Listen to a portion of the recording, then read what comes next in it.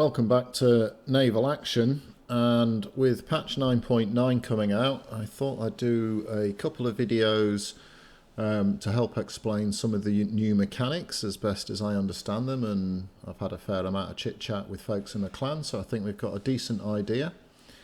Obviously, some of these details could change, but I'll show you fundamentally how it works. I thought we'd start off with crew and managing crew. So basically every captain has a pool of crew. So I have 1100 crew. Now that's because I'm Rear Admiral. And if we come up here into the top right hand corner and click on Rear Admiral, you'll see there that my leadership allows me to have 1100 crew. So if you're a lower level captain, then that number obviously will be different for you. But in saying that, the ships that you use will also require less crew. So when you teleport to a port or come into the game for the first time, you'll have 0 of 1100 crew. Wherever I am in the world, at whichever port I'm at, that 1100 crew will follow you around essentially. Just a little thing to note as well for those who haven't. If you zoom into the map now, you get your longitude and latitude. So you get on your X and Y axes, and it actually tells you here where you are. So I'm at 74, 76, 20, 37, which is sort of around here, although I'm in port, so it's kind of easy. So that's kind of a big concession by the devs. Historically, you had to navigate pretty hardcore. Typically keeping land in sight and then jumping across and sticking with compass. But now if you zoom in, you can get the grid and the readings, and that's very helpful, especially for things like missions and wrecks for magic loot. Back to managing crew. So I'm going to go on my Ingermanland. So I drop onto my Ingermanland and I double click on my Ingermanland. And straight away it tells me 470 crew have been used. So it's automatically assigned that. If I hover over my Ingy, or even look at the stats here, but if I hover over my Ingy, you'll see that I've got 470 out of 470 crew. You'll also see there's a green plus 82. Now that's because on my Ingermanland, I've got extra hammocks, and those extra hammocks give me a 12.5% crew bonus, and that's where the extra 82 comes from. That doesn't come from my pool. That's a bonus 82. So when you fit hammocks, the best thing to imagine is that the hammocks come with a sailor in them. So hammocks don't come out of your crew. Now, if I hit manage crew, I could choose, if I wanted to undercrew my Ingy. Why would you do that? I'll talk about that a bit later. And if I went to battle, and let's say I was involved in boarding action, perhaps I might lose 100 crew. Now what would happen there is my ship crew at sea would go down to 370, and my pool of crew would drop to 1,000. Now, while I'm at sea, I can actually draw down on that manage. So after a battle's finished, you can click manage crew from the side. I'll show you that at the end of the video. And I can replenish my onboard crew. So that's great. So it means I don't have to come back to port after every mission. Of course, if I'm sailing a Santee, I'm using almost all of those crew. And I could easily lose 200 crew on a Santee. And I wouldn't be able to fully crew it, and that's really where the new med kit comes into play. So you can now get a med kit. If I go to the shop, I think there's one in the shop here. So there's a med kit. Now this is a med kit small, so it's a bit crap. It restores 10 crew. I believe a medium is 150, and I'm not quite sure what a large is. However, you can craft these med kits yourselves. A bit pesky at the moment because it's not alphabetical. There's probably some sort of secret number behind it, but you can craft med kits yourself. So if I can come here, I'm not sure which one it's in. Should have checked that before you did the video. So tragically it's in That's in consumables. There we go. So a medkit large, which is one of these fellas, requires 120 food supplies, 30 rum and 30 tobacco. Because that's what you'd expect with the medical kit. Some rum and tobacco and food. You have a sandwich, you have a drink, you have a smoke, and that half shot off leg is all fixed. So you can craft these yourselves. Now, food supplies themselves, they come from fish meat. You get those from fishing, and I'll show you fishing at the end.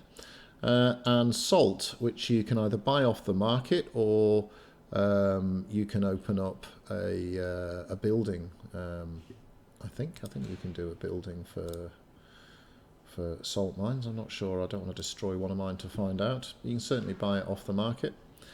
So you can craft medkits. Now that means when you're at sea, what you'll be able to do is right-click on the medkit, use the medkit, and it will replenish 10 or 150 or however many a big medkit is. Let's imagine it's 300. You'll have to check that. And that means you'll be able to basically increase this number here, your pool of sailors, your pool of crew, and then you'll be able to allocate them while you're on the open water to your ship. Can't do it in battle, but you can do it on the open water. Now, how much do crew cost? Well, at the moment, on 9.9, crew will cost you 500 gold per head. So that's quite expensive. You lose 10 crew, that's 5,000 gold. 150 crew, which is a medium med kit, that's worth 75,000 gold. So you'll have to work out for yourself, especially should the price change. Is it better for you to craft, taking into account your hours? Is it better for you to buy the med kits off the auction house from players or NPC provided med kits? Or is it better for you just to come back to base after a couple of missions and buy some more crew? By example, I did a 152 mission, which a fleet order, so 152 is post captain. I didn't do any boarding, but I sank 6 of the 7 ships I was up against. I lost about 50 crew, so it cost me about 25,000 gold to replenish my crew. That was about a third of the money I made from that mission. So crew is meant to be an expensive element of running your ships, and mission accomplished, crew is indeed an expensive element of running your ships. One of the important things you should note is that the medium med kits and the large med kits, they actually go in your hold, so that does stop you from teleporting back to your capital. So if you do take those kits with you, you're going to be sailing. You're not going to be teleporting around. So that's just a quick overview of crew and just a TLDR. You have 1100. That's sort of, in my case, it's connected to Jeheil. It doesn't matter what port I'm in, doesn't matter what ship I'm on. That's my pool of sailors. It's based on the fact I'm a rear admiral. And when I double click on a ship, it auto allocates the number the ship needs. I can reduce that for some reason. I'll explain why you might do that in a moment. But that's basically how that works. Now, the other big change that came out with the patch, and one of the most exciting changes, I think, other than seagulls squawking, is you can now have officers. So currently you can only have one officer. Tragically, they all seem to be French. Once you've got an officer, you can't hire another officer. It won't let you hire a second officer. You can only have one. You can sack or promote the officer.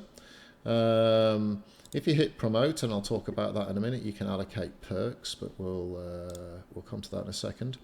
Your officer has 10 lives, and you lose a life when your ship is sunk or captured.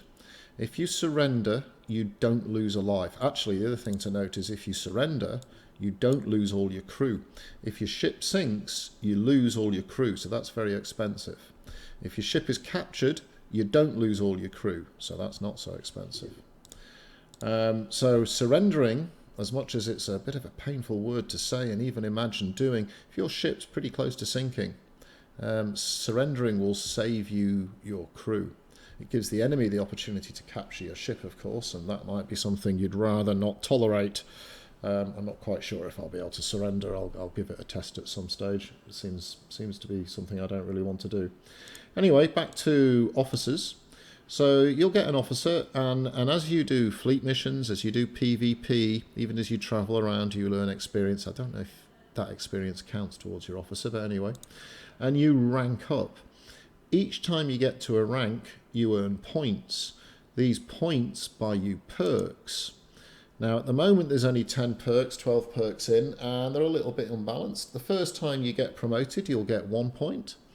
And then 2 points for the second time you get promoted, and so on and so forth. So I'm level 4, so I've had 4 points to spend. Now they're talking about releasing lots of these, so this could be very exciting because we can all balance our ship differently. Let's have a little look at them. Coward. Obviously some people would joke this is for the French, but actually it's a very good perk. It means if you're in a battle and you're getting tagged and you want to escape, normally you have to wait the full 2 minutes or 90 seconds, whatever it is, without being tagged to escape. This halves the amount of time before you can leave. Pirate Hunter, this is probably the one that's causing the most QQ at the moment. Basically, if you're up against a pirate, you get a 20% reload buff. This is meant to sort of represent the fact that you have drilled crew and they're a bunch of scallywags. Now this perk on its own is super duper unbalanced and lol at the pirates. However, in another month or two there might be some sort of pirate super duper thing here, which means they get double the gold when they cap a ship or something, who knows.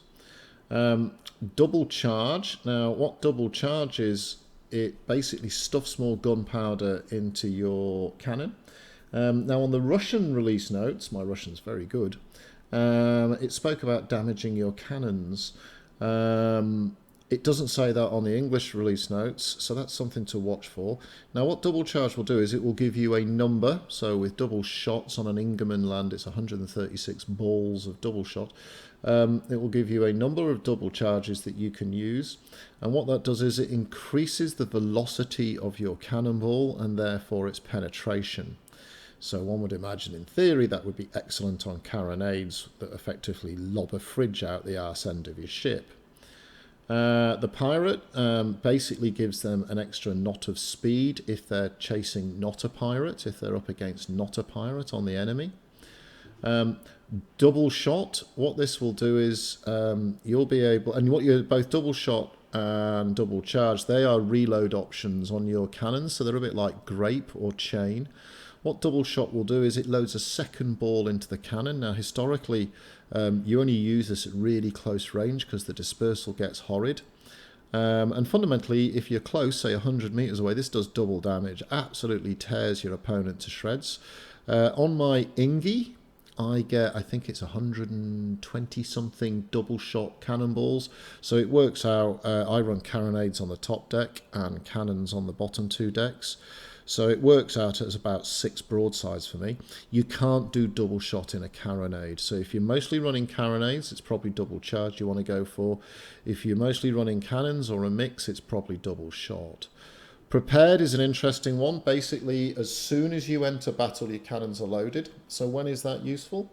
It's useful if you're the tagger or the person being tagged, because the battle's going to begin with you parked next to the target.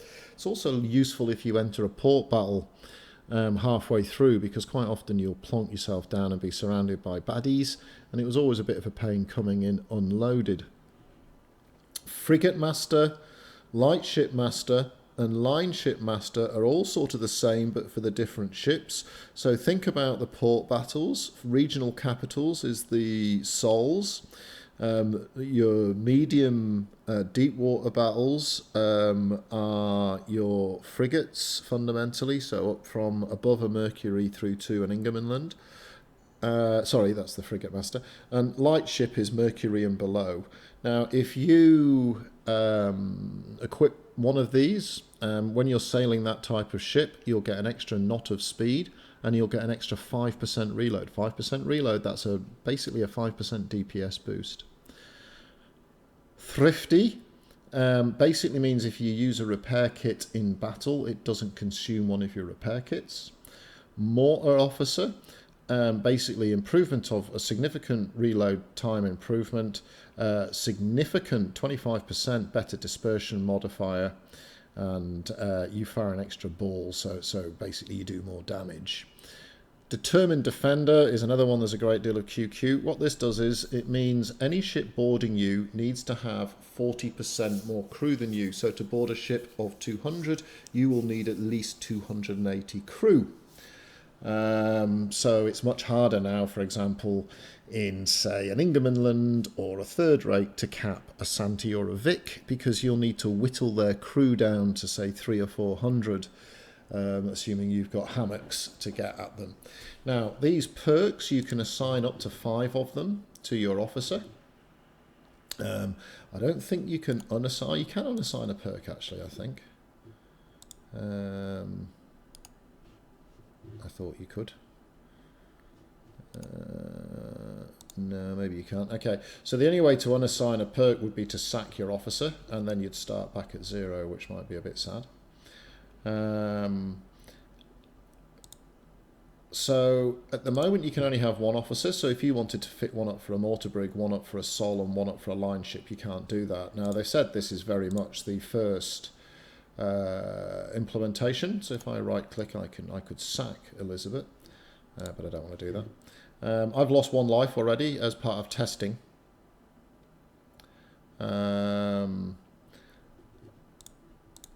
As part of testing. What they have said is, though, that there'll be lots more officers coming. So they hinted in the medkit piece that there'll be a medical officer, a surgeon or something. And if you look at your ships, you've probably noticed this before, if you go back to the equipment, you'll see there's these officer slots. So I would imagine different ships will allow you to take different officers. So that's officers. I think it's a really exciting thing. Look, they've just dipped their toe into this. At the moment, there's a dozen out. There'll be 30 out and so on and so forth. So let's see how that goes. The next thing I wanted to show you was how you set up your own fleet. So until recently, once you got to rank 3, you couldn't fleet anymore. Now you can have 5 ships in your fleet, and you can take 2 with you wherever you go, and you can do that at any levels. This is a big change. So you could be on your Indian man big heavy trader, lumping a bag of silver around. You don't want people to half inch it. And you could bring across 2 constitutions to accompany you. And if anyone attacks you, you can then control those constitutions in battle from the map screen. So how do you do that? Well, you right click on a ship and you send it to fleet. But what's important, and I didn't realise this initially, if I just double click on that ship and just load it up, and you'll see my crew changes, so 240 crew on the ship. You have to take all the cannons off. You have to remove any modules. In battle, it's auto-fitted, and as far as I can tell, it's mediums, just sort of looking at it. And that would be the same as the AI use. So what I can do is I can now send this to the fleet. Okay, then I go to my fleet screen and I tick the box because I want this ship to come with me. Okay, and I could have 2 of these. I could have a trink and 2 trinks. And then when I go home, I go manage crew and I choose how many crew I want to have on this ship. Now, if I was going out fighting, I'd want to put them all on. But if I was just transporting this to another port, I'd just put the minimum amount of crew on, so that's 10. All right, how did I know it was 10? When you float over a ship, if you look just to the right of the crew, that's the 3rd line down on the description there, you'll say minimum 10. Obviously, if you get attacked with 10 crew on, that ship's going to be a bit of a useless piece of ship. But what it means is now I've got my sexy time fleet. If I untick that, it won't come with me.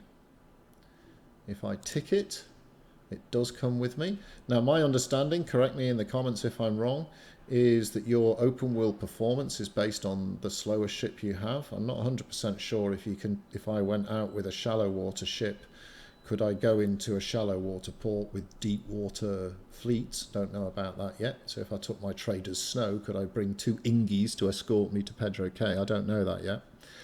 And then the other thing is if I just come off this, and I hit take, don't hit dismiss, hit take, and I can put that back in my docks. So I could sail this to another port and drop it off in docks. So it's a way, this is how I can move 3 ships to port. Obviously taking the risk they'll get attacked. All right, so if I just click fleet there, and we jump out and sail. Oh, I haven't put crew. I haven't put enough crew on it. Hang on a minute. So let me go back here. That's because I dismissed it and undismissed it. So I head out of port now, sending my crew, and you'll see that I've got now I've got 710 crew used of my 1100 crew. So off we toddle into the open oceans.